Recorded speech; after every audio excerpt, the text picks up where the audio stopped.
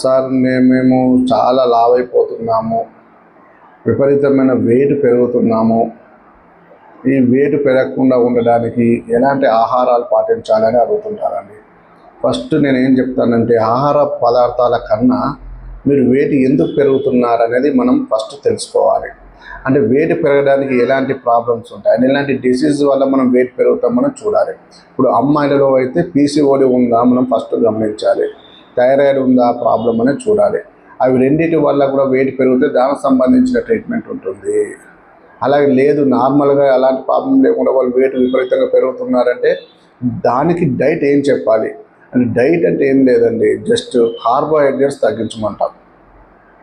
మైదా పిండి మానేయండి పూర్తిగా, శనగపిండి మానేయండి, అలాగే బియ్యం పిండి మానేయండి. మిగతా ఏ ఆకుకూరలు కాయగూరలు అయినా తినొచ్చు. మీరు లావు తగ్గాలంటే చాలా ఈజీ మెథడ్ అండి. ఎందుకంటే మనము తినండి, రైస్ తినండి. రైస్ ఎంత తినాలి, తక్కువ క్వాంటిటీలో తినండి.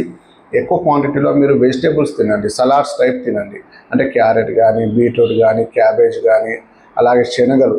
అన్నిటికన్నా మనం నల్లటి శనగలు ఉంటాయి కదండి, చిన్న శనగలు. ఆ శనగలు నానబెట్టుకొని మార్నింగ్ ఉడికించి అవి తిన్నట్లయితే కనుక మీరు మంచి హై ప్రోటీన్, హై ఫైబర్ ఉంటుంది.